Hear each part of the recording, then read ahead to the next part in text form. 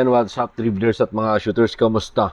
Kamusta po kayo? Ito nga po ang pinagmalaki ni Jamie Malonzo ang kanyang clutch form sa panalo ng Barangay Ginebra sa Magnolia. At kinalimutan naman ng Magnolia ang pagkatalo nila sa Gene Kings. Dito na sila ngayon.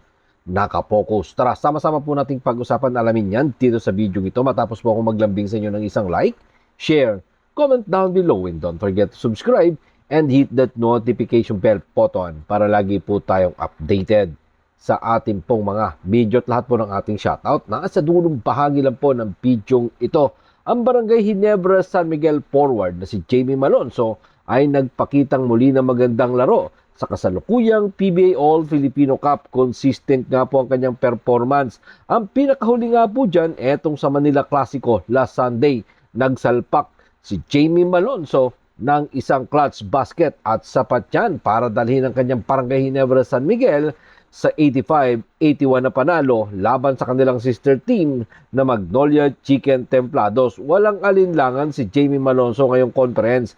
Matapos siyang magtamo ng injury, eto't unti-unti na nga po siyang nakakabalik ang kanyang kumpiyansa. Ipinagmalaki nga po ni Jamie Malonzo na okay na siya ngayong conference. Narito po si Jamie Malonzo sa ulat ni Romel Puertes Jr.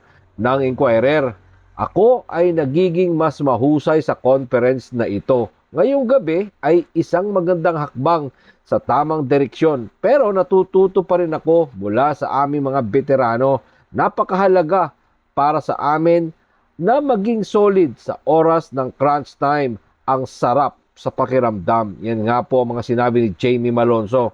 Ang Barangay Ginebra San Miguel forward ay nagtapos nga po ng merong 11 points, 5 rebound, 2 steal sa 26 na minuto or 26 minutes na playing time. Sa 11 points ni Jamie Malonzo, 5 po sa 7 points ng Gene Kings, siya ang gumawa. Sa kasalukuyan ay nakabalik na nga po si Malonzo sa kanyang dating forma at confidence. Pero sinabi niya na hindi naman daw nawawala ang kanyang confidence. Narito pong muli si Jamie Malonzo. Sa ulat pa din po yan ni Romel Puertes Jr. ng Inquirer.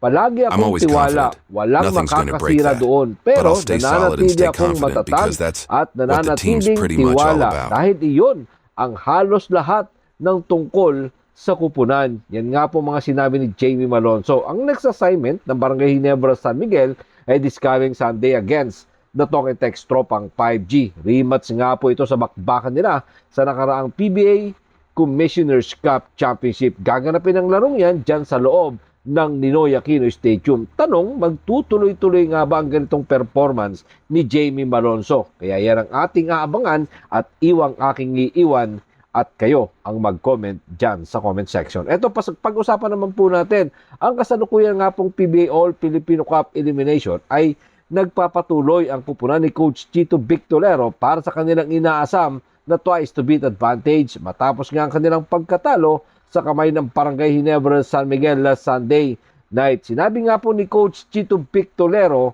na ang kanilang focus ngayon ay ang isa sa 4 na upuan para sa twice to beat advantage. Pero syempre, bago nila yan magawa, kailangan nilang manalo at maipanalo ang kanilang huling mga laro. Nasa kanilang mga kamay nakasalalay dahil gusto nga daw talaga nila ni Coach Chito Victolero na maiuwi at makuha ang titulo ng All-Filipino Cup at makuha muna nila ang twice to beat advantage. Narito po si Coach Chito Victolero. Sa ulat pa din po yan ni Romel Puertes Jr.